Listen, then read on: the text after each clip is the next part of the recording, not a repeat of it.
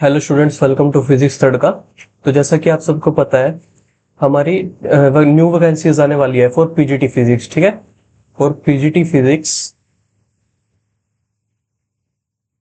Physics हमारी new vacancies आने वाली है। आपने वीडियो के माध्यम से देखा भी होगा जो चैनल पे बनाई गई थी। तो कौन कौन सी नई वैकेंसीज आने वाली है, जैसे कि हमारी एक आने वाली है एनवीएस की, नवोदय विद्यालय समिति की। एक हमारी आने वाली है ईएमआरएस की, ठीक है, ईएमआरएस। और एक अपनी वैकेंसी आने वाली है केवीएस की।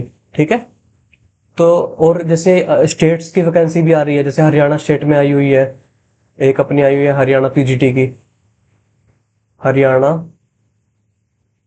PGT vacancy. ठीक है, एक अपना जैसे स्टेट एलिजिबिलिटी एग्जाम्स होते हैं, टीचिंग एलिजिबिलिटी एग्जाम्स, जैसे कि एचटेट का एग्जाम होगा अब, है ना, हरियाणा टेट। और जैसे अब सी टेट लेवल 3 का एग्जाम भी होने जा रहा है from December, right. CTET level 3 यानी कि पीजीटी के लिए, ठीक है, ये एग्जाम होने जा रहा है। तो देखो, इसके लिए अब हम यूट्यूब पे सीरीज स्टार्ट करने जा रहे हैं, जिसमें हम different different previous year papers कराएंगे, है ना। प्रीवियस ईयर पेपर सॉल्यूशन ये किस तरह से कराएंगे।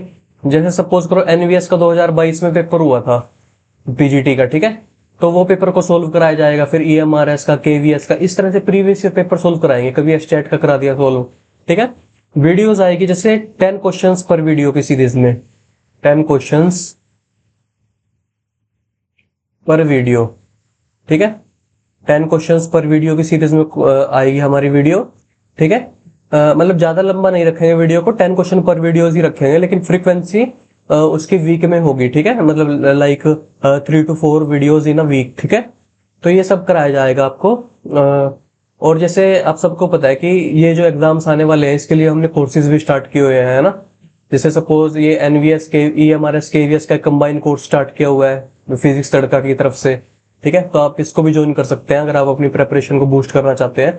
एक एस्टेट का कोर्स भी स्टार्ट किया हुआ है, हरियाणा टीचिंग एलिजिबिलिटी एग्जाम का। और ये इंपॉर्टेंट क्यों है ये आपको पहले ही बताया हुआ है, एक बार फिर से बता देता हूँ। इसमें देखो इंपॉर्टेंट क्यों है, अब पीजीटी की वैकेंसी आई हुई है हरियाणा में, ठीक है, लगभग 400 प्लस पोस्ट है, 424 के आसपास पोस्ट है, लेकिन 400 ही मान लो आप।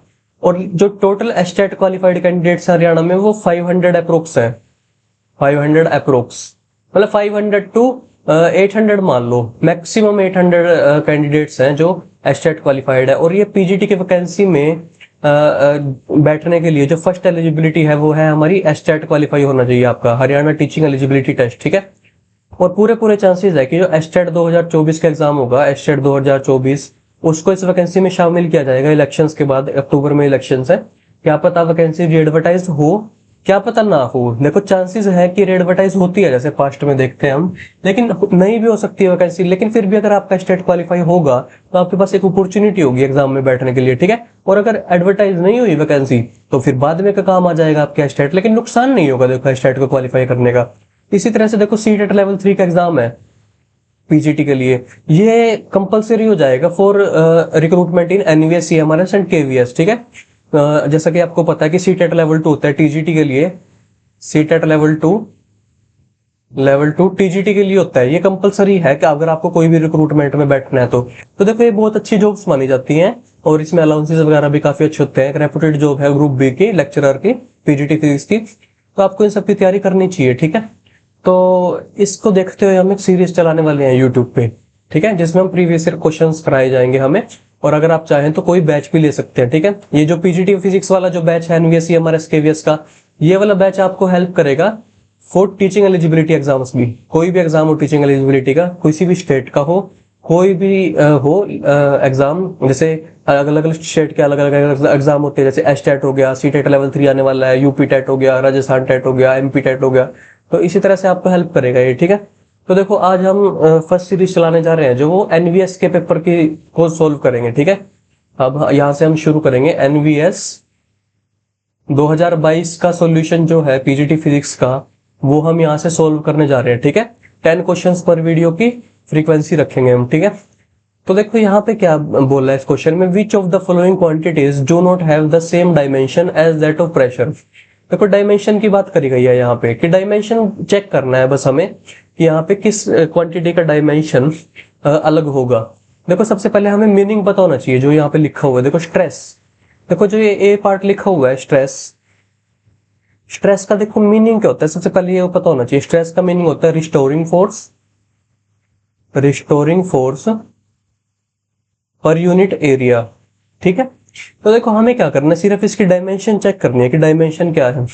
देखो फोर्स की डायमेंशन क्या होगी, यहाँ पे फोर्स होगी, रिस्टोरिंग फोर्स की डायमेंशन फोर्स के इक्वल होगी, एरिया की डायमेंशन होगी एरिया के इक्वल। और आपको पता है कि अगर फोर्स की डायमेंशन डिवाइडेड बाय एरिया की डायमेंशन हो, फोर्स अपॉन एरिया, तो वो किसकी डायमेंशन होती है, प्रेशर की, प्रेशर की डायमेंशन आ जाएगी यहाँ पे। तो देखो ये जो ब्रैकेट बनाया है मैंने, ये रिप्रेजेंट करता है डायमेंशन, डायमेंशन को। ठीक है, तो यहाँ पे प्रेशर की डायमेंशन है, इट मींस जो स्ट्रेस का डायमेंशन आया हमारा, स्ट्रेस का डायमेंशन आया वो आया हमारा प्रेशर का डायमेंशन। ठीक है, अब देखो ऑप्शन नंबर बी, देखो ऑप्शन नंबर बी क्या है, coefficient of, coefficient of bulk modulus, bulk modulus. ठीक है, देखो कोफिशिएंट ऑफ बल्क मॉडुलस क्या होता है, इसको समझने से पहले आपको समझना होगा स्ट्रेन को, कि स्ट्रेन क्या होता है। देखो स्ट्रेन होता है हमारे यहाँ पे, एक होता है स्ट्रेस, एक होता है स्ट्रेन। देखो ये जो क्वेश्चन है ये लिंक्ड है इलास्टिसिटी वाले टॉपिक से, जो न्यूटोनियन मैकेनिक्स में पढ़ते हैं ना हम, इलास्टिसिटी, इलास्टिसिटी वाला जो चैप्टर होता है उससे रिलेटेड है, जहां पे हम स्ट्रेस पढ़ते हैं, स्ट्रेन पढ़ते हैं, इस यंग्स मॉडुलस, बल्क मॉडुलस, इस तरह की क्वांटिटीज के बारे में स्टडी करते हैं, तो उससे रिलेटेड है। तो देखो आपको स्ट्रेस का मीनिंग पता होना चाहिए। स्ट्रेस क्या होता है हमारा, देखो स्ट्रेस होता है change in configuration, change in configuration, configuration upon original configuration, original configuration. ठीक है, change in configuration upon original configuration. लेकिन देखो आपके सामने जो बल्क मॉडुलस है, बल्क मॉडुलस क्या होता है, देखो बल्क मॉडुलस किस तरह से रिप्रेजेंट करते हैं हम, ये होता है हमारा एक तो स्ट्रेस अपॉन स्ट्रेन। ठीक है, स्ट्रेन, देखो कोई भी मॉडुलस हो, चाहे यंग मॉडुलस हो चाहे बल्क मॉडुलस हो, उसको हम स्ट्रेस अपॉन स्ट्रेन की फॉर्म में ही लिखेंगे। लेकिन जो बल्क मॉडुलस होता है वो होता है स्पेसिफिकली जब वॉल्यूम में चेंज हो, फॉर वॉल्यूम चेंज। ठीक है, देखो इसका मीनिंग समझाता हूं आपको। सपोज करो आपके सामने कोई वॉल्यूम है, ये है 3D ऑब्जेक्ट है, सपोज करो स्फेयर है, ये है हमारा स्फेयर। ठीक है, देखो स्फेयर के ऊपर जब हम चारों तरफ से अगर प्रेशर अप्लाई करें, देखो इस तरह से हमने प्रेशर लगाया है इसके ऊपर, इस तरह से प्रेशर लगा दिया हमने यहां पर, तो प्रेशर अप्लाई करने पे देखो ये अपनी कॉन्फ़िगरेशन चेंज करेगा। सपोज करो स्फेयर श्रिंक होके यहाँ पे ये छोटा स्फेयर बन जाता है इस तरह से। ठीक है, इस तरह से। और सपोज करो इसकी वॉल्यूम में चेंज आता है डेल्टा वी की, ओरिजिनल वॉल्यूम सपोज करो वी थी और अब चेंज हो गया डेल्टा वी। ठीक है, delta we represent change in volume, change in volume. ठीक है, देखो तो जो बल्क मॉडुलस होगा हमारा यहाँ पे, बल्क मॉडुलस, बल्क मॉडुलस होगा वो क्या है हमारा, stress upon strain, stress upon strain. तो स्ट्रेस क्या है, force per unit area, that is pressure. देखो प्रेशर तो हमने अप्लाई किया हुआ है यहाँ पे, पी प्रेशर अप्लाई किया है, ये जो प्रेशर अप्लाई कर रहे हैं हम ये पी है। ठीक है, और डिवाइडेड बाय स्ट्रेन, स्ट्रेन क्या होता है, original configuration, sorry change in configuration upon original configuration. तो चेंज इन कॉन्फ़िगरेशन क्या है यहाँ पे, चेंज इन कॉन्फ़िगरेशन है हमारा ये डेल्टा वी। देखो कॉन्फ़िगरेशन क्या होती है, जो बॉडी का आकार है, ये डेल्टा वी क्या है, चेंज इन कॉन्फ़िगरेशन। तो change in configuration delta we upon original configuration. ठीक है, ये हो जाएगा हमारा बल्क मॉडुलस। लेकिन यहाँ पे एक नेगेटिव साइन आएगा, नेगेटिव साइन क्यों आएगा, क्योंकि डेल्टा वी जो चेंज है वो है नेगेटिव, क्योंकि वॉल्यूम कम हो रही है प्रेशर अप्लाई करने पे, इसलिए हमने नेगेटिव वी लिखा है यहाँ पे। तो देखो ये तो था इसका मीनिंग, लेकिन क्वेश्चन में क्या है, हमने इसकी डायमेंशन चेक करनी है, तो डायमेंशन को चेक करेंगे यहाँ पे। तो देखो प्रेशर की डायमेंशन तो यहाँ पे प्रेशर की हो गई ऊपर, डायमेंशन चेक करने में नेगेटिव साइन का यूज नहीं होगा। ठीक है, अब देखो ये नीचे क्या है, वॉल्यूम अपॉन वॉल्यूम। देखो ये भी वॉल्यूम है, ये भी वॉल्यूम है, तो वॉल्यूम अपॉन वॉल्यूम क्या होगा, नीचे डायमेंशन लेस हो गया, जो डिनोमिनेटर में है यहाँ पे ये है डायमेंशन लेस, डायमेंशन लेस। तो जो रिजल्टेंट डायमेंशन हो गई यहाँ पे वो हो गई प्रेशर की डायमेंशन, प्रेशर की डायमेंशन। तो इसका मतलब जो हमारा बल्क मॉडुलस है उसकी भी डायमेंशन क्या आ गई हमारी, प्रेशर की डायमेंशन। ठीक है, तो अब थर्ड वन चेक करते हैं। देखो हमने do not have the same dimension बताना था ना, ठीक है। अब थर्ड वन चेक करते हैं। देखो थर्ड वन है थ्रस्ट। अपना थर्ड क्या है? थ्रस्ट। देखो थ्रस्ट का मीनिंग क्या होता है? थ्रस्ट होता है total force acting perpendicular to surface. ठीक है, यानी कि किसी सरफेस पर टोटल फोर्स कितना एक्ट कर रहा है लेकिन परपेंडिकुलर डायरेक्शन में, उसको बोलते हैं थ्रस्ट। तो थ्रस्ट क्या होगा? एक तरह का फोर्स है। तो इसका मतलब जो थ्रस्ट की यहाँ पे डायमेंशन है वो क्या होगी? फोर्स की डायमेंशन, क्योंकि फोर्स ही है ये, तो डायमेंशन भी फोर्स की होगी। तो देखो यहां से हमें पता लगता है कि थ्रस्ट की डायमेंशन आई है डिफरेंट। तो ऑप्शन नंबर 3 इसका करेक्ट आंसर हो जाएगा। लेकिन फिर भी हमने क्या करना है? एक एक ऑप्शन को एनालाइज करना है। ठीक है, तो हम एनर्जी डेंसिटी वाला ऑप्शन भी एनालाइज करेंगे यहाँ पे। देखो अब ऑप्शन नंबर डी है आपके सामने, एनर्जी डेंसिटी। देखो option number D.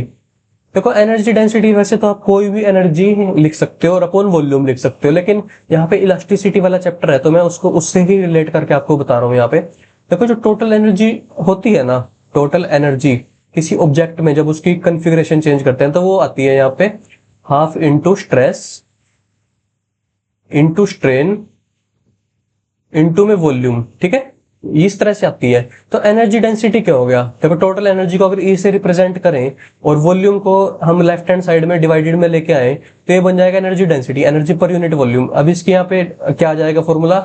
Half into stress into में स्ट्रेन। हमारे पास ये फॉर्मूला आ गया यहाँ पे। अब डायमेंशन चेक करो एनर्जी डेंसिटी का। देखो हाफ का कोई डायमेंशन नहीं है, कांस्टेंट है। स्ट्रेस का डायमेंशन क्या है? यहाँ पे स्ट्रेस का डायमेंशन देखो मैंने आपको बताया था, ये है प्रेशर। स्ट्रेस का डायमेंशन प्रेशर है। और स्ट्रेन का डायमेंशन क्या है? स्ट्रेन क्या है? Change in configuration upon original configuration. ये डायमेंशन लेस है। इसका मतलब एनर्जी डेंसिटी का डायमेंशन क्या आ गया? प्रेशर का। तो एनर्जी डेंसिटी का भी प्रेशर है। तो डिफरेंट किसका हुआ यहाँ पे? ओनली थ्रस्ट का। तो इसलिए हमारा option number C is the correct option. अब देखो यहाँ पे जो नेक्स्ट क्वेश्चन है वो इलेक्ट्रॉनिक्स का क्वेश्चन है। अब देखो यहाँ पे क्या है, हमारे पास कुछ एक्सप्रेशन दिए हुए हैं जैसे R upon L, R C, E upon B और ये है। तो हमने मैच करना है कि किसके साथ मैच होगा। ठीक है, देखो जो हमारे पास क्या है, डिफरेंट टाइप के इलेक्ट्रिकल सर्किट्स होते हैं, इलेक्ट्रिकल सर्किट्स। ठीक है, सपोज करो देखो फर्स्ट एक तरह का हमारे पास होता है सर्किट जिसको हम बोलते हैं आर एल सर्किट, यानी कि एक सर्किट में रेजिस्टेंस लगा हुआ हो और आर ये लगा हो, इंडक्टर लगा हो अपना। तो इस सर्किट में जो हमारा टाइम कांस्टेंट आता है, टाइम कांस्टेंट आता है वो आता है हमारा एल अपॉन आर। ठीक है, एल अपॉन आर आता है। लेकिन यहाँ पे क्या है, देखो आर अपॉन एल है, यानी कि इसका इनवर्स है। और हमें पता है कि अगर फ्रीक्वेंसी निकालनी हो, फ्रीक्वेंसी तो 1 अपॉन टाइम कर देते हैं, तो यहाँ पे आ जाएगा हमारा इसका inverse, that is R upon L. तो यहां से हमें क्लियर होता है जो आर अपॉन एल क्वांटिटी है वो तो है हमारी फ्रीक्वेंसी, यानी कि option number A matches with option number Q. ठीक है, तो देखो ऑप्शन नंबर ए क्यू के साथ मैच कहां पे कर रहा है? ये रहा ऑप्शन नंबर ए, और क्यू कहां है? ये। तो देखो ऑप्शन नंबर बी डायरेक्टली यहाँ पे राइट आंसर बन जाता है, लेकिन फिर भी हम बाकियों को भी एनालाइज करेंगे। अब देखो यहाँ पे ऑप्शन नंबर बी क्या है? आरसी। देखो आरसी सर्किट होता है, जो आरसी सर्किट वहां पे जो टाइम कांस्टेंट आता है, टाइम कांस्टेंट वो आता है हमारा product of resistance and capacitance, that is RC. ठीक है, आरसी के इक्वल होता है। तो हमें पता लग गया कि जो आरसी क्वांटिटी है वो टाइम को रिप्रेजेंट करती है। तो आरसी जो है ऑप्शन नंबर बी है, ये रिप्रेजेंट करेगा अपना यहाँ पे टाइम को। ठीक है, तो बी नंबर मैच कर रहा है क्यू के साथ, ये देखो यहाँ पे सॉरी पी के साथ, पी से मैच कर रहा है। अब ऑप्शन नंबर सी की बारी आ गई। देखो जो ऑप्शन नंबर सी है वो है ई अपॉन बी, और आप सबको पता है कि स्पीड ऑफ लाइट क्या होता है, इलेक्ट्रोमैग्नेटिक वेव्स में पढ़ते हैं, speed of light that is C. C is अपना E upon B, that is electric field upon magnetic field. ठीक है, तो ई अपॉन बी आता है यहाँ से। तो ई अपॉन बी के टाइम में बी किसको रिप्रेजेंट करता है? स्पीड को। तो option number C matches with R. ठीक है, और अब अपना आ गया ये under the root mu naught E naught. देखो जब भी अपनी जो लाइट है वो वैक्यूम में ट्रेवल कर रही है। ठीक है, speed of light in vacuum, speed of light in vacuum, ये आप सबको पता है किसके इक्वल होता है? 1 upon under the root mu naught E naught के बराबर होता है। ठीक है, और स्पीड ऑफ लाइट अगर मीडियम लिखना हो, मीडियम, तो वो होता है 1 upon under the root mu E. Mu is the permeability, E is the permittivity of that medium. ठीक है, तो देखो स्पीड ऑफ लाइट क्या है? 1 अपॉन है under the root mu naught E naught. तो अगर इसका इनवर्स ले लेंगे, यानी कि स्पीड का अगर हम इनवर्स ले लें तो वो किसके इक्वल आ जाएगा, under the root mu naught E naught के। तो देखो यहाँ से इसको वेरीफाई कर रहा है, D option matches with S, तो इसका मतलब ऑप्शन नंबर बी अपना करेक्ट ऑप्शन है यहाँ पे। ठीक है, हमने एक एक ऑप्शन को एनालाइज किया अच्छे से। ठीक है, तो अब देखो जो नेक्स्ट क्वेश्चन है हमारा वो यहाँ पे है ये वाला ऑप्शन। देखो which of the following quantity, following physical quantity has a unit but not dimension. Unit होनी चाहिए लेकिन डायमेंशन ना हो। देखो मोमेंट ऑफ इनर्शिया है option number A. Moment of inertia क्या होता है, I that is M R square. देखो एम आर स्क्वेयर है तो इसकी तो डायमेंशन आनी ही आनी है, दैट इज एम, और आर की डायमेंशन क्या होती है यहाँ पे एल और स्क्वेयर, तो एम एल स्क्वेयर डायमेंशन आएगी यहाँ पे मोमेंट ऑफ इनर्शिया की। ठीक है, तो इसका मतलब मोमेंट ऑफ इनर्शिया तो यहाँ क्रॉस हो गया ऑप्शन अपना, क्योंकि यहाँ पे यूनिट भी है मोमेंट ऑफ इनर्शिया की, डायमेंशन भी है। अब अपना आ गया एंगल। देखो एंगल है अपना, तो एंगल क्या है, सिर्फ एक कांस्टेंट से रिप्रेजेंट करते हैं एंगल को। आप सबको पता है कि अगर आपका एंगल बताना हो तो बोलते हैं कि 30 डिग्री रेडियन का एंगल है, 50 डिग्री पाई रेडियन का एंगल है ना।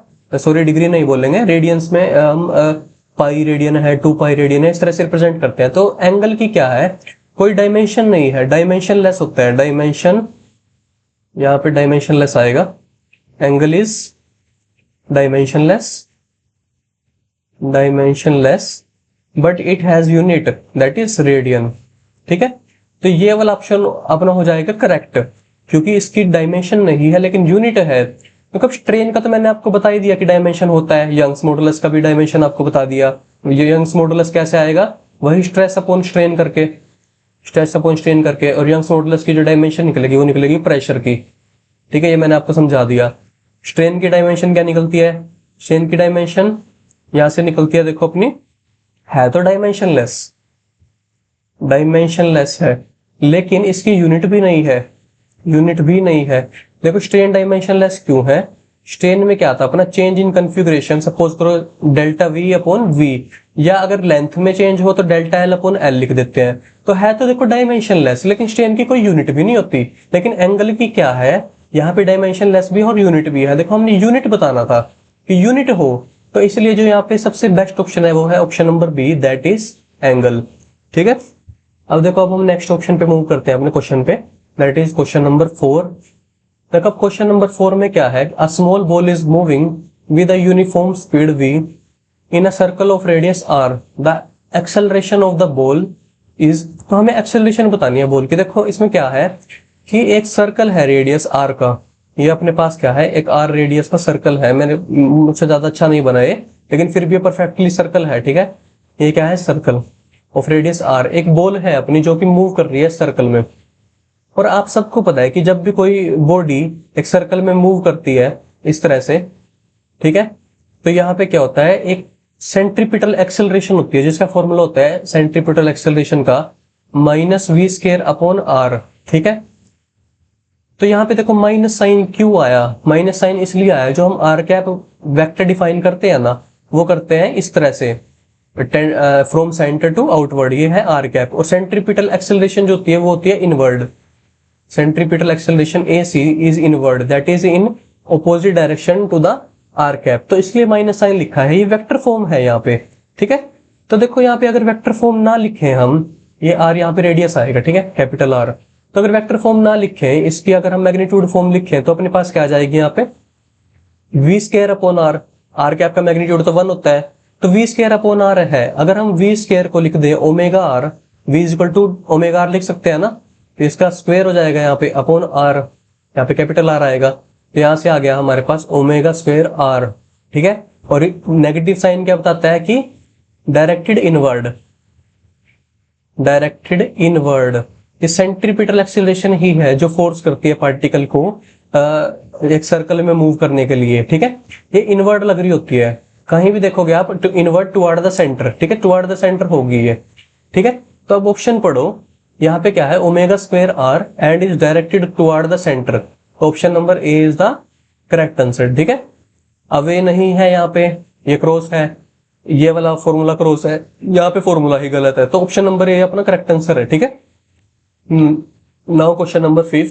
क्वेश्चन नंबर 5 में देखो द पोजीशन x दी हुई है अपने पास ये अपने पार्टिकल की, given by the following quantities, ठीक है। जैसे ए ऑप्शन में ये दिया हुआ है, बी ऑप्शन में, सी ऑप्शन में, तो हमने बताना है कि अपना यूनिफॉर्म स्पीड किस क्या यूनिफॉर्म स्पीड को कौन सा रिप्रेजेंट कर रहा है इसमें से एक्स, ठीक है। तो देखो यूनिफॉर्म स्पीड का मतलब क्या है अपना, कि देखो जो v है, अगर v क्या है, uniform, this implies v is equal to constant, यानी कि v हमारा वेरिएबल नहीं होना चाहिए, v हमारा कांस्टेंट आना चाहिए, ठीक है।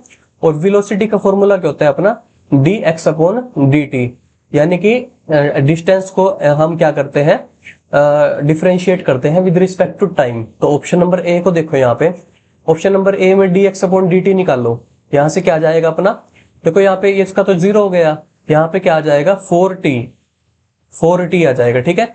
ऑप्शन नंबर बी में डिफरेंशिएशन निकालो, यहाँ पे आ जाएगा अपने पास 2, dx अपॉन dt क्या आ जाएगा अपने पास 2। ऑप्शन नंबर सी में निकालो, यहाँ पे आ जाएगा अपने पास dx upon dt that is equal to 60, है ना। देखो 3t स्क्वायर है यहाँ पे, तो 60 आ जाएगा, 2 आगे आ जाएगा, t की पावर 1 घट जाएगी। अच्छा यहाँ पे ये t और भी है, तो यहाँ पे डिफरेंशिएशन आएगी अपनी 2 प्लस 60 आएगी, है ना। और d में आएगा अपने पास dx अपॉन dt, ये आ जाएगा अपने पास 2 प्लस 60। अच्छा यहाँ भी सेम आ रही है डिफरेंशिएशन करके, है ना, ये 1 का तो कोई कांस्टेंट है ना, तो 0 हो जाएगा। तो कांस्टेंट कहाँ पे आया अपना, डिफरेंशिएशन कांस्टेंट आया अपना इस केस में, ये दैट इज 2। देखो t तो यहाँ पे वेरिएबल है ना, टाइम, तो ये सब ए, सी और डी ऑप्शन हमारे वेरिएबल है, बी ऑप्शन क्या है हमारा 2, ये है हमारी v is equal to uniform, ठीक है। तो option number B is the correct option, ठीक है। नाउ क्वेश्चन नंबर 6, देखो क्वेश्चन नंबर 6 में देखो, अब यहाँ पे हमारे पास the velocity v of the particle changes with time t as, देखो हमें वेलोसिटी दी गई है यहाँ पे कि ये टाइम के साथ किस तरह से वेरी करती है ना। देखो वेलोसिटी क्या है यहाँ पे गिवन है हमें, ठीक है। The average acceleration of the particle for the duration t equal to 0 second और t इक्वल टू 2 सेकेंड्स। हमें क्या करना है, देखो यहाँ पे एवरेज एक्सेलरेशन निकालनी है। तो देखो एवरेज एक्सेलरेशन पहले हमें समझना पड़ेगा होता क्या है, एवरेज एक्सेलरेशन, ठीक है। तो एवरेज एक्सेलरेशन क्या होता है यहाँ पे, देखो v final minus v initial upon total time. देखो ये v final minus v initial क्या है, जो हमारा इंटरवल गिवन होता है ना, हमें वहां पे नोट करना है सिर्फ कि हमारी वेलोसिटी क्या है। ये है हमारा एट फाइनल टाइम, और ये क्या है एट इनिशियल टाइम, जहां पे हम रिकॉर्ड कर रहे हैं, ठीक है, एट इनिशियल टाइम। और ये क्या है टोटल, नीचे टोटल टाइम, ये है क्या टाइम ड्यूरेशन, ठीक है, टाइम ड्यूरेशन। देखो v फाइनल कहां पे लिखा जाएगा, जो t इक्वल टू 2 सेकेंड है, और v इनिशियल कहां लिखा जाएगा, जो t इक्वल टू 0 सेकेंड है। तो t इक्वल टू 0 सेकेंड पे पहले वेलोसिटी देखते हैं कितनी है। तो देखो यहाँ पे t इक्वल टू 0 पुट कर दो यहाँ पे, तो 0 पुट करेंगे तो यहां से क्या आ जाएगा 1 प्लस 2 इंटू में 0 प्लस 1 इंटू में 0 का स्क्वायर, तो यहां से आ जाएगा 1। और t इक्वल टू अगर 2 सेकेंड पुट करेंगे तो यहां से आ जाएगा v equal to 1 plus 2 into में 2 प्लस 1 इंटू में 2 का स्क्वायर, यहां से अपना कितना आ जाएगा 1 प्लस 4 प्लस 4, ठीक है। यहां से अपना आ गया 9, ठीक है। तो यहाँ पे एवरेज एक्सेलरेशन निकाल लो, a average this is equal to v final 9 minus v initial 1 upon total time. Total time कितना होगा 2 minus 0, this is time interval. तो यहां से अपना क्या आ गया answer 9 minus 1 8 upon 2 that is 4। तो अपना 4 आंसर आ गया। और क्या निकालनी है हमने एक्सेलरेशन, तो इसकी यूनिट क्या होगी मीटर पर सेकंड स्क्वायर। तो आंसर सी है अपना correct answer that is 4। Okay, अब देखो वो क्वेश्चन नंबर 7। क्वेश्चन नंबर 7 में क्या है, consider to vectors A and be given below. तो देखो हमारे पास दो वेक्टर्स हैं, ठीक है, फिर I J and unit vector along X and Y axis, ये हमें पता है बात। तो एंगल निकालना है हमें। तो देखो यहाँ पे क्या प्रॉपर्टी यूज करनी है हमने, डॉट प्रोडक्ट की। देखो जो हमारा डॉट प्रोडक्ट होता है वो किससे रिप्रेजेंट होता है, सपोज करो A and B are two vectors, A and B are two vectors. तो इनका डॉट प्रोडक्ट को कैसे रिप्रेजेंट करते हैं हम, ए डॉट बी, ये नोटेशन है। इसको रिप्रेजेंट करते हैं ए का मैग्नीट्यूड, बी का मैग्नीट्यूड, और यहाँ पे angle between them that is cos theta, ठीक है, angle between them is theta, ठीक है। तो उसका कोस लेना होता है यहाँ पे। तो देखो जो डॉट प्रोडक्ट की एक स्पेशल प्रॉपर्टी है वो ये क्या है कि dot product is used to find dot product. ये ना जैसे मैं क्वेश्चंस करा रहा हूँ, मैं इसमें लिखवा रहा हूँ ना, देखो हर कंसेप्ट, तो आपको ये नोट करना है साथ साथ, ताकि आप जब रिवीजन करें तब आपको ये बातें याद रहें, ठीक है। Dot product is used to find out angle between two vectors, angle between two vectors, और यही हमने क्वेश्चन में निकालने के लिए बोला है, ठीक है। एंगल बिटवीन टू वेक्टर्स कैसे निकलेगा एंगल बिटवीन टू वेक्टर्स? देखो इस फॉर्मूला में से कोस थीटा निकाल लो पहले। कोस थीटा क्या आ गया? A dot B upon magnitude of A upon magnitude of B, ठीक है। और यहां से हमारा आ जाएगा theta equal to cos inverse A dot B upon magnitude of A और मैग्नीट्यूड ऑफ बी। तो देखो ये अपने पास ये फॉर्मूला आ गया। अब इस फॉर्मूला में बस वैल्यूज पुट करनी है। तो देखो ए डॉट बी निकाल लो यहां से। आप सबको पता है कि ए डॉट बी कैसे निकलेगा। ए डॉट बी, इसमें क्या करते हैं हम, आई आई वाले कंपोनेंट्स को एक साथ मल्टीप्लाई करते हैं और जे जे वाले को एक साथ और के वाले को एक साथ। तो के वाला तो नहीं है यहाँ पे, तो यहाँ पे देखो 2 + 4 क्या आ गया अपना 6 आ गया यहाँ पे, है ना। और देखो मैग्नीट्यूड ऑफ ए निकाल लो। मैग्नीट्यूड ऑफ ए क्या होगा? 2² + 1² upon under the root, this is equal to √5। और मैग्नीट्यूड ऑफ बी इसी तरह से हमारा आ जाएगा यहाँ से 1² + 4² under the root, that is under the root अपना क्या आ गया 17, ठीक है। तो अब ये वैल्यूज यहाँ पुट कर दो। तो देखो मैं पुट कर रहा हूं यहाँ पे, तो इसको मैं इधर लिखता हूं, ठीक है। तो theta equal to cos inverse, ऊपर क्या आ गया डॉट प्रोडक्ट दैट इज 6, नीचे क्या आ गया अपना अंडर द रूट 5 और अंडर द रूट 17, ठीक है। मल्टीप्लाई करके क्या आ जाएगा अपना कोस इनवर्स 6 अपॉन, नीचे वाले को मल्टीप्लाई करेंगे तो अपना आ जाएगा अंडर द रूट 85, ठीक है। तो option number C is the correct option, ठीक है। तो अब यहाँ पे क्वेश्चन नंबर 8 देखो क्या है। A small ball is projected from 0 0। देखो 0 0 से प्रोजेक्ट करिए कोई बॉल हमने, ठीक है, यानी इसका इनिशियल कोऑर्डिनेट क्या है 0 0। देखो हमने ना किसी क्वेश्चन में एक एक वर्ड ध्यान से पढ़ना होता है कि क्या है वो वर्ड, ठीक है। जब आप इस तरह से पढ़ने लग जाएंगे तब आपको क्वेश्चन अपने आप सोल्व होने लग जाएंगे, ठीक है। इनिशियल कोऑर्डिनेट दिया हुआ है, इनिशियल कोऑर्डिनेट बोल लो या इनिशियल पोजीशन बोल लो। ये क्या है अपनी 0 0, ठीक है। इन एक्स वाई प्लेन है तभी तो दो कोऑर्डिनेट है ना, at t equal to 0 second. ये क्या है अपना t इक्वल टू 0 सेकेंड पे है और वेलोसिटी दी गई है इसकी एट 1 सेकेंड इज दिस। तो एट 1 सेकेंड वेलोसिटी क्या है अपने पास 32 i cap plus 14 j cap. Here I, J are the unit vectors along x axis and y axis respectively, ठीक है। अपने क्या है ये यूनिट वेक्टर है x एक्सिस और y एक्सिस रिस्पेक्टिवली, ठीक है। द हॉरिजॉन्टल रेंज निकालनी है हमने बॉल की, कि अपनी हॉरिजॉन्टल रेंज क्या होगी बॉल की। देखो आप सबको पता है कि जो प्रोजेक्टाइल होता है ना, देखो ये प्रोजेक्टाइल की बात हो रही है यहाँ पे। एक प्रोजेक्टाइल की वेलोसिटी दी हुई है हमें यहाँ पे। देखो इस तरह से हमने एक बॉल को प्रोजेक्ट करा है इस तरह से यहाँ पे, ठीक है। अपनी बॉल कौन सी है? ये वाली। देखो इनिशियल कोऑर्डिनेट क्या था उसका 0 0 था at t equal to 0 second. और देखो at t equal to 1 second suppose करो बॉल यहाँ पे है at t equal to 1 second और उसकी हमने क्या वेलोसिटी दी गई है हमें यहाँ पे 32 i cap plus 14 j cap. तो देखो अब हमने इसमें क्या निकालना है, हॉरिजॉन्टल रेंज निकालनी है बॉल की। तो देखो हॉरिजॉन्टल रेंज का जो फॉर्मूला होता है ना, वो होता है velocity in X direction into में time of flight total time t। देखो ये किस तरह से आता है, देखो रेंज क्या होती है हमारी, ये होती है range. Range is distance travelled in horizontal direction by the by our projectile, ठीक है। सपोज ये एक्स एक्सिस है, ये वाई एक्सिस है, तो ये रेंज होती है। तो रेंज एक तरह का क्या है, डिस्टेंस है। डिस्टेंस को स्पीड इनटू टाइम से लिखते हैं, आप सबको पता है। और देखो यू एक्स है ना यहाँ पे, ये है you horizontal velocity, horizontal velocity यानी कि हॉरिजॉन्टल कंपोनेंट है ये, component in horizontal direction that is x axis. यहाँ पे एक्स एक्सिस है हॉरिजॉन्टल डायरेक्शन। तो आप सबको प्रोजेक्टाइल में एक बात पता होगी कि हॉरिजॉन्टल डायरेक्शन में कभी भी कंपोनेंट चेंज नहीं होता बॉल का। हॉरिजॉन्टल डायरेक्शन में हमेशा ये कांस्टेंट रहता है that is you x. You x पूरी जर्नी के दौरान क्या रहता है हमारा, कांस्टेंट रहता है इन प्रोजेक्टाइल मोशन, ठीक है। तो देखो हमने ये निकालना है यहाँ पे, यहाँ पे टोटल टाइम ऑफ फ्लाइट होना चाहिए, है ना। देखो टोटल टाइम ऑफ फ्लाइट हमारे पास यहाँ पे होना चाहिए। देखो वैसे तो डायरेक्ट फॉर्मूलाज होते हैं प्रोजेक्टाइल में, लेकिन मैं उन फॉर्मूला से आपको नहीं बताऊंगा, ठीक है, क्योंकि फॉर्मूला का रट्टा मारना इंपॉर्टेंट नहीं है, हमें कंसेप्ट समझना है, ठीक है। कंसेप्ट अगर हमें पता है ना तो फॉर्मूला याद करने की जरूरत भी नहीं होती। देखो हम टाइम ऑफ फ्लाइट निकालने के लिए क्या करना है, देखो हमारे पास इक्वेशंस ऑफ मोशन का यूज करेंगे हम, इक्वेशन ऑफ मोशन का।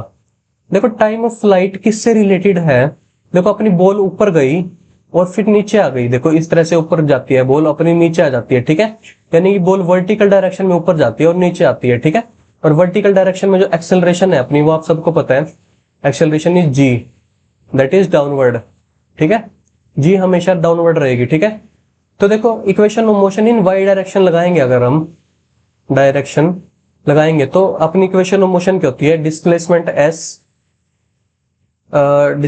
S is equal to u t plus half a t square, ये होती है अपनी इक्वेशन ऑफ मोशन, ठीक है। एक यहाँ पे एस क्या है, डिस्प्लेसमेंट है, लेकिन देखो हमने क्या करना है, हमें यहाँ पे इनिशियल वेलोसिटी यू चाहिए इन वर्टिकल डायरेक्शन, वो हमारे पास नहीं है, तो हम उसको निकाल लेते हैं। देखो v equal to u plus a t होता है ना, v is equal to u plus a t होता है। और देखो बॉल यहां से, देखो ये वाला जो पॉइंट है, ये वाला पॉइंट, और यहां तक आने में बॉल को टाइम लगा है 1 सेकंड, और इस पॉइंट पर वर्टिकल कंपोनेंट क्या है, 14 है, तो यहाँ पे v इज इक्वल टू 14 रख दो, और u हमें पता लगाना है वर्टिकल कंपोनेंट क्या है, acceleration g is in downward direction that is 10, और टाइम कितना लगा है वहां तक पहुंचने में 1, तो अपने पास यहां से u आ गया, यहां से 24 आ गया in vertical direction, u y निकला है ना, ये वर्टिकल डायरेक्शन में हमने वेलोसिटी निकाल लिया। इसका मतलब जो बॉल थी अपनी इनिशियली, उसके पास वर्टिकल डायरेक्शन में क्या वेलोसिटी थी अपनी, 24 थी, है ना, 24 जे कैप, हमने ये निकाल ली। अब यहाँ पे पुट कर दो, एस क्या है, डिस्प्लेसमेंट है, that is final position minus initial position. देखो फाइनली बॉल आ गई यहाँ पे, और इनिशियली 0 से चल रही थी, तो फाइनल पोजीशन भी 0 है और इनिशियल पोजीशन भी 0 है, वाई कोऑर्डिनेट चेक कर रहे हैं ना, वाई कोऑर्डिनेट फाइनल भी 0 है, यहाँ पे क्या है, कोऑर्डिनेट रेंज r एंड 0, ठीक है। और यहाँ पे देखो u क्या है, 24, t is the time of flight plus half, acceleration is -10, और यहाँ पे अपना टाइम ऑफ फ्लाइट का t का स्क्वायर आ गया, ठीक है। तो जब इसको यहाँ से कैलकुलेट करोगे आप, तो अपने पास टाइम निकल आएगा यहाँ से, इसको कैलकुलेशन करने पर 24/5, ये अपने पास टाइम आ गया, ठीक है। अब सिंपली क्या करना है आपने, इसमें फुट कर देना है इस फॉर्मूला में, तो range is equal to horizontal component, देखो हॉरिजॉन्टल कंपोनेंट कितना था, 32 था, देखो 32 दिया हुआ है हमें पहले ही आई कैप, यानी कि यहाँ पे हॉरिजॉन्टल कंपोनेंट क्या है, 32। हमें कैसे पता लगा 32 है, क्योंकि देखो 1 सेकंड पे 32 है, और सभी जगह पे हॉरिजॉन्टल कंपोनेंट चेंज नहीं होता, इसका मतलब इनिशियली उसके पास 32 रहा होगा, ठीक है। तो यहाँ पे 32 इंटू में टाइम ऑफ फ्लाइट कितना निकला है अपना, 24/5, ठीक है। तो जब इसको कैलकुलेट करोगे तो आपका आंसर आ जाएगा यहाँ से 153.6, दैट इज ऑप्शन नंबर 3, ठीक है। तो ये अपना यहाँ से थर्ड ऑप्शन आ गया। देखो हमने इसमें कंसेप्ट समझना था, ठीक है, कि किस तरह से लगाया है हमने, हॉरिजॉन्टल इक्वेशन ऑफ मोशन किस तरह से लगाते हैं, तो ये सब बातें हैं इसमें। अब देखो यहाँ पे क्या है, क्वेश्चन नंबर 9। देखो एक अपने पास बंदा है, या पर्सन बोल लो, कोई दिक्कत नहीं है, मोहन, ठीक है, इस cycling on a level circular road of radius 8। देखो एक सर्कुलर रोड है अपने पास, ये इस तरह से, ठीक है, ये अपने पास एक सर्कुलर रोड है, मतलब रोड ROAD वाला रोड, ठीक है, सड़क, ठीक है। ये यहाँ पे सेंटर है, इसका रेडियस क्या गिवन है हमें, ये सेंटर है सपोज करो, इसका रेडियस हमें गिवन है 8 मीटर। इसके ऊपर एक बंदा साइकिल करता है, ठीक है, सपोज साइकिल को हम इस तरह से दिखा देते हैं, ये साइकिलिंग कर रहा है। The coefficient of static friction between the tire and the road is 0.2. The maximum speed with which he can cycle without sleeping. Without sleeping उसको साइकिलिंग करनी है, ठीक है। देखो जब भी कोई पर्सन टर्न लेता है ना इस तरह से, तो पर्सन की जो टेंडेंसी होती है स्लीपिंग की, वो होती है आउटवर्ड डायरेक्शन में। जो ये टेंडेंसी होती है ना स्लीपिंग की, वो आउटवर्ड डायरेक्शन में होती है, स्लीपिंग टेंडेंसी। आप कभी साइकिल चलाते हुए रोड पे इस तरह से टर्न करना, आपको ऐसा फील होगा कि हम बाहर की तरफ गिर रहे हैं, आपके ऊपर बाहर की तरफ फोर्स लगेगा। तो देखो स्लिपिंग टेंडेंसी बाहर की तरफ है, तो फ्रिक्शनल फोर्स किस डायरेक्शन में लगेगा टायर्स के ऊपर, वो लगता है इनवर्ड। इस तरह से यहाँ पे हमारे पास फ्रिक्शनल फोर्स लगता है, फ्रिक्शन लगता है। ये जो फ्रिक्शन फोर्स इनवर्ड की तरफ है ना, यही रिस्पॉन्सिबल होता है फॉर सेंट्रीपिटल एक्सेलरेशन के। देखो सेंट्रीपिटल फोर्स क्या होता है, सेंट्रीपिटल फोर्स कोई भी फोर्स हो सकता है, चाहे नॉर्मल फोर्स, चाहे फ्रिक्शन फोर्स, चाहे टेंशन फोर्स। देखो सपोज करो आप किसी बॉल को घुमा रहे होते हो, स्ट्रिंग की हेल्प से इस तरह से घुमा रहे होते हो, तो वहां पर टेंशन फोर्स सेंट्रीपिटल फोर्स की तरह एक्ट करता है, ठीक है। तो इस केस में हमारा जो फ्रिक्शनल फोर्स है वो किसकी तरह एक्ट करेगा, हमारा सेंट्रीपिटल फोर्स की तरह। तो यहाँ पे जो फ्रिक्शनल फोर्स है वो हमारा है is equal to centripetal force, centripetal force. और जब तक ये दोनों आपस में इक्वल रहेंगे, यानी कि पर्सन जब स्लिप हो जाएगा देखो, तब तो फोर्स लगनी बंद हो जाएगी, यानी कि पर्सन सर्कल में मूव नहीं कर रहा होगा, है ना। तो स्लिप होने से पहले तो ये दोनों इक्वल है ना, फ्रिक्शन फोर्स ही सेंट्रीपिटल फोर्स है। तो बस ये कंडीशन लगा देनी है यहाँ पे कि विदाउट स्लिपिंग वाली, तो ये विदाउट स्लिपिंग की कंडीशन है यहाँ पे। तो देखो फ्रिक्शनल फोर्स को किस तरह से लिखते हैं, म्यू टाइम्स एन। तो म्यू टाइम्स एन से लिखेंगे, n is a normal force. Centripetal force को किस तरह से लिखते हैं, m v square upon r से लिखते हैं। तो म्यू कितना गिवन है यहाँ पे 0.2, normal force is m g, और यहाँ पे क्या है m v square upon r. तो देखो एम से एम कैंसिल आउट कर दो, यहाँ पे एम से एम यहाँ पे हो गया कैंसिल आउट, और अपना यहाँ से वी स्क्वायर निकल आया 0.2 इंटू में आर क्या गिवन है हमें 8 गिवन है। तो यहाँ से आ गया अपना v square is equal to अच्छा 10 जी की वैल्यू पुट करनी पड़ेगी ना, 10 आ जाएगा। तो वी स्क्वायर इक्वल टू यहाँ से 16 आ जाएगा, है ना। तो वी आ गया यहाँ से 4। तो अपना आंसर क्या हो गया यहाँ पे, option number D, that is 4, ठीक है। अब इस आज की वीडियो का लास्ट क्वेश्चन है question number 10। A girl of mass 50 kg standing on a wing scale in the lift which is moving downward. देखो सबसे पहले मैं आपको इसका कंसेप्ट समझाता हूँ। देखो सपोज करो अपने पास ये लिफ्ट है, ठीक है, लिफ्ट है अपने पास, ये एक यहाँ पे एक वो है अपना गर्ल खड़ी है एक वेइंग स्केल के ऊपर। सपोज करो वेइंग स्केल है और ये खड़ी है गर्ल यहाँ पे, ठीक है।